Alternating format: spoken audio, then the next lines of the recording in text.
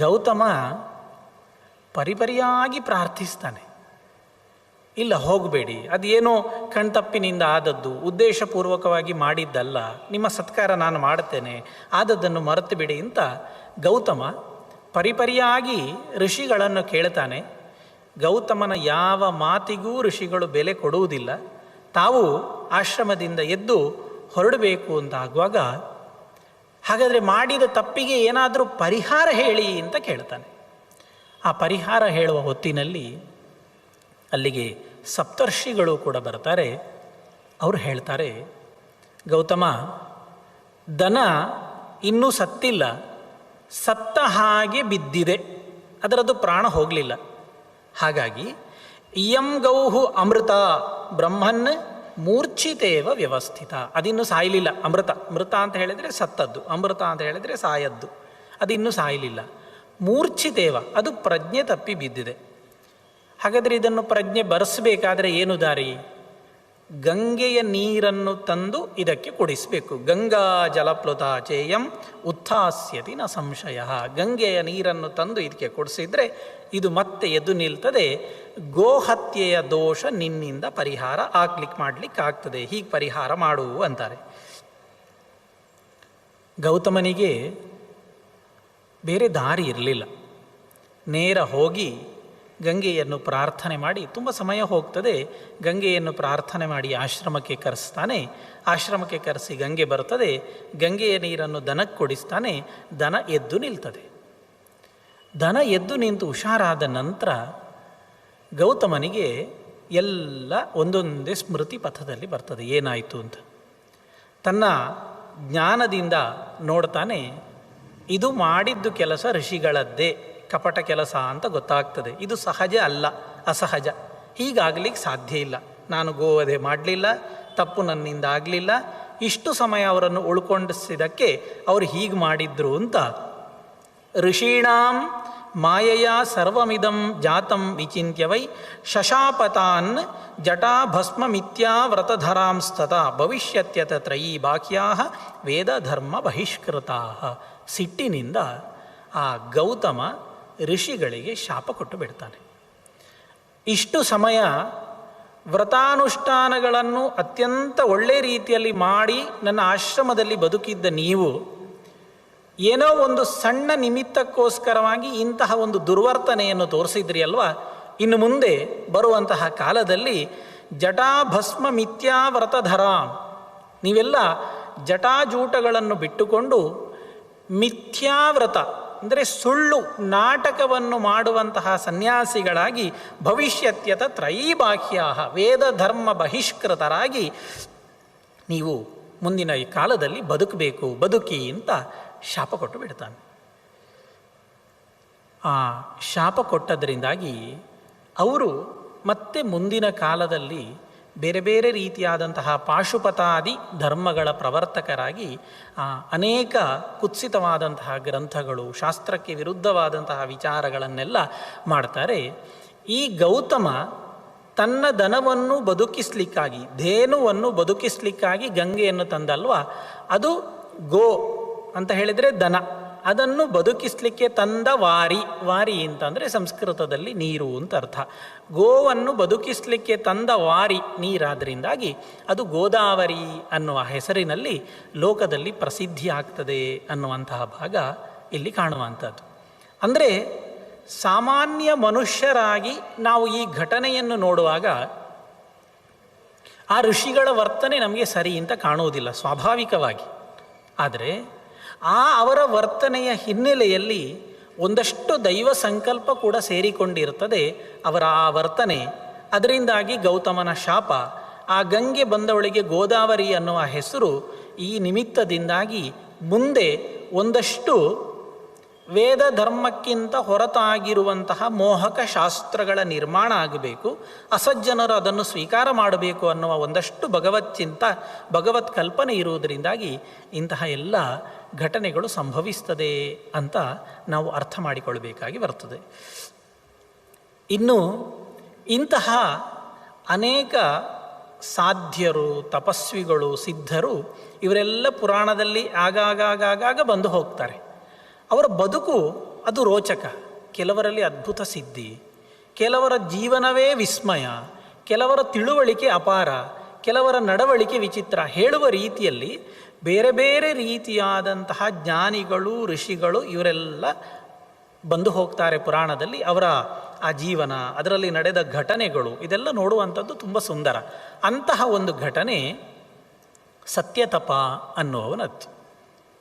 ಬ್ರಹ್ಮನ ಮಗ ಅರುಣಿ ಅನ್ನುವ ದೊಡ್ಡ ಜ್ಞಾನಿ. ಈ ಸತ್ಯತಪ ಅನ್ನುವನು ಒಬ್ಬ ಸಾಮಾನ್ಯ ಮನುಷ್ಯ. ಅವ ಒಂದು ಬಾರಿ ಅರುಣಿಯ ಹತ್ರ ತುಂಬ ಪ್ರಾರ್ಥನೆ ಮಾಡ್ತಾನೆ.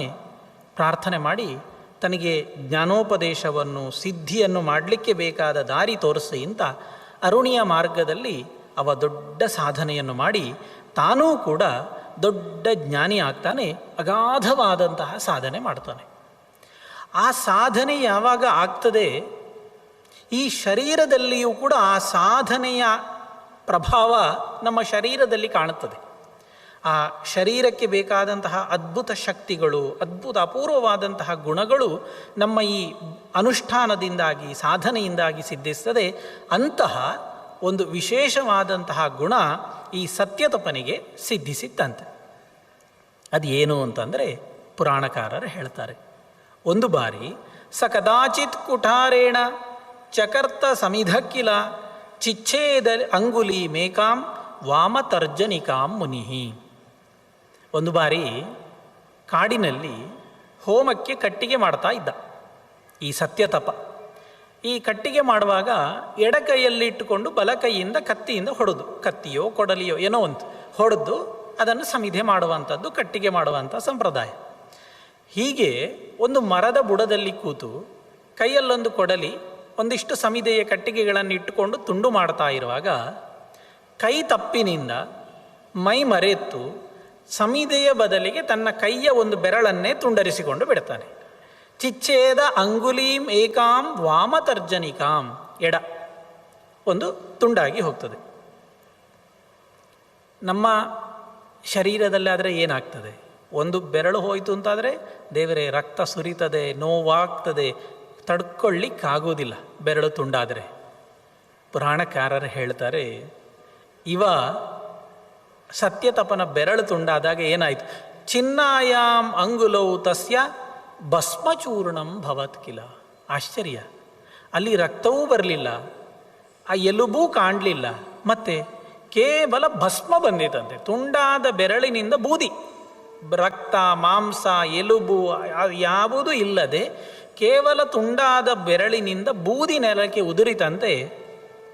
ಇಷ್ಟಾಗಿಯೋ ಈ ಸತ್ಯತಪ ಏನು ಮಾಡಿದ? ನ ಲೋಹಿತಂ ನ ಮಾಂಸಂ ನ ಮಜ್ಜ ತತ್ರ ದೃಶ್ಯತೆ, ಯಾವುದೂ ಕಾಣುವುದಿಲ್ಲ. ಅಂಗುಲಿ ಸಂಧಿತ ತೇನ ಪೂರ್ವವಚ್ಚಾಭವತ್ ಕೃತಿ. ತುಂಡಾದ ಬೆರಳನ್ನು ಸತ್ಯತಪ ಒಂದು ಚೂರು ವಿಕಾರ ಇಲ್ಲದೆ ಮತ್ತೆ ವಾಪಸ್ ಕೈಗಿಟ್ಟಂತೆ ಅದು ಜೋಡಿತು, ಹಿಂದೆ ಹೇಗಿತ್ತೋ ಹಾಗಾಯಿತು, ಮತ್ತೆ ಸಮಿಧೆ ಮಾಡಲಿಕ್ಕೆ, ಕಟ್ಟಿಗೆ ಮಾಡಲಿಕ್ಕೆ ಶುರು ಮಾಡಿದ. ಆಶ್ಚರ್ಯ. ಈ ಘಟನೆ ಮರದ ಮೇಲಿದ್ದಂತಹ ಒಂದು ಕಿನ್ನರ ಮಿಥುನ. ಈ ಗಂಧರ್ವರು, ಕಿನ್ನರರು, ಅಪ್ಸರೆಯರು ಅಂತ ಅದೆಲ್ಲ ಒಂದು ದೊಡ್ಡ ಸಮೂಹ ಇಂದ್ರಲೋಕದ್ದು. ಅವರು ನೋಡ್ತಾ ಇದ್ದಾರೆ. ಇವನಿಗೆ ಗೊತ್ತಿಲ್ಲ, ಅವರು ಮರದ ಮೇಲೆ ಕೂತು ನೋಡ್ತಾ ಇದ್ದಾರೆ ಇವ ಮಾಡುವ ಕೃತ್ಯವನ್ನು. ಅವರಿಗೆ ಪರಮಾಶ್ಚರ್ಯ. ಒಬ್ಬ ಮನುಷ್ಯನ ಕೈ ಬೆರಳು ತುಂಡಾಗುವುದು, ರಕ್ತ ಬಾರದೇ ಇರುವುದು, ಭಸ್ಮ ಬೂದಿ ಬರುವುದು, ಕೊನೆಗೆ ಏನೂ ಶ್ರಮ ಇಲ್ಲದೆ ಅದನ್ನು ಮುಂಚಿನ ಹಾಗೆ ಜೋಡಿಸಿ ಹೋಗುವಂಥದ್ದು. ಅದರಿಂದಾಗಿ ಇವ ಯಾರೋ ಮಹಾತ್ಮನೇ ಇರಬೇಕು ಅಂತ ಅವರು ತಿಳ್ಕೊಂಡು ನೇರ ಇಂದ್ರಲೋಕಕ್ಕೆ ಹೋಗ್ತಾರಂತೆ. ಇಂದ್ರಲೋಕಕ್ಕೆ ಹೋದರೆ ದೇವೇಂದ್ರ ಕೇಳ್ತಾನೆ, ಏನು ವಿಷಯ ತಂದ್ರಿ ಅಂತ. ಅವರಿಗೆ ಸಂಭ್ರಮವೇ ಸಂಭ್ರಮ. ದೇವೇಂದ್ರ ಇವತ್ತು ಭೂಲೋಕಕ್ಕೆ ಹೋಗಿತ್ತು, ಮರದ ಮೇಲಿತ್ತು, ಹೀಗಾಯಿತು, ಹಾಗೆ ಮಾಡಿದ, ಏನು ಆಶ್ಚರ್ಯ ಅಂತ. ಘಟನೆ ಕೇಳಿ ದೇವೇಂದ್ರನಿಗೂ ಭಾರಿ ಆಶ್ಚರ್ಯ. ದೇವೇಂದ್ರ ವಿಷ್ಣುವಿನ ಜೊತೆಯಲ್ಲಿ, ಉಪೇಂದ್ರನ ಜೊತೆಯಲ್ಲಿ ಈ ಋಷಿಯನ್ನು, ಸತ್ಯ ತಪಸ್ಸನ್ನು ಪರೀಕ್ಷೆ ಮಾಡಬೇಕು ಅಂತ ತೀರ್ಮಾನ ಮಾಡಿ ಇಂದ್ರ ಮತ್ತು ಉಪೇಂದ್ರರು ಭೂಲೋಕಕ್ಕೆ ಹೊರಟು ನಿಲ್ತಾರೆ. ಹೊರಟು ನಿಂತರೆ ಪರೀಕ್ಷೆ ಮಾಡಬೇಕಲ್ವ. ಅದಕ್ಕೋಸ್ಕರಾಗಿ ವಿಷ್ಣು ವರಾಹನಾಗ್ತಾನೆ, ಹಂದಿ ವರಾಹನಾಗ್ತಾನೆ. ಇಂದ್ರ ವ್ಯಾಧನಾಗ್ತಾನೆ. ಈ ಸತ್ಯತಪ ಅನ್ನುವಂತಹ ಋಷಿ ಮತ್ತೆ ಬಂದು ತನ್ನ ಆಶ್ರಮದಲ್ಲಿ ಕೂತು ತಪಸ್ಸು ಮಾಡ್ತಾ ಇದ್ದಾನೆ. ಆ ಹೊತ್ತಿನಲ್ಲಿ ದೊಡ್ಡ ದೊಡ್ಡ ಗಾತ್ರ, ಸಣ್ಣ ವರಾಹ ಅಲ್ಲ, ಸಣ್ಣ ಹಂದಿ ಅಲ್ಲ, ದೊಡ್ಡ ಹಂದಿ, ನಾವು ಕಾಡು ಹಂದಿ ಹೇಳ್ತೇವಲ್ಲ ಹಾಗೆ ದೊಡ್ಡ ಹಂದಿ ಅವ ತಪಸ್ಸು ಮಾಡ್ತಾ ಇದ್ದಾಗ ಅದು ಗುರುಗುಡ್ತಾ ಅವನ ಮುಂದಿನಿಂದ ಆಶ್ರಮದಲ್ಲಿ ಹೋಗಿ ಅಡಗಿ ಕೂತ್ಕೊಳ್ತದೆ. ಕೆಲವು ನಿಮಿಷದ ನಂತರ ಅದನ್ನು ಹುಡುಕಿಕೊಂಡು ವ್ಯಾಧ ಬರ್ತಾನೆ. ವ್ಯಾಧ ಬಂದಾಗ ಮಹರ್ಷಿಗಳ ಹತ್ರ ಕೇಳ್ತಾನೆ, ಋಷಿಗಳೇ, ನಾನು ವ್ಯಾಧ ಒಂದು ದೊಡ್ಡ ಹಂದಿಯನ್ನು ಹಿಡಿಲಿಕ್ಕೆ ಅಟ್ಟಿಸಿಕೊಂಡು ಬಂದೆ. ಆ ಹಂದಿ ಇವತ್ತು ನನಗೆ ಸಿಗಲೇಬೇಕು. ಸಿಕ್ಕದೇ ಹೋದರೆ ನನ್ನ ಮನೆಯಲ್ಲಿ ಹೆಂಡತಿ, ಮಕ್ಕಳು, ಕೆಲಸದವರು ಎಲ್ಲ ಇವತ್ತು ಉಪವಾಸ ಬಿದ್ದು ಸಾಯ್ತಾರೆ.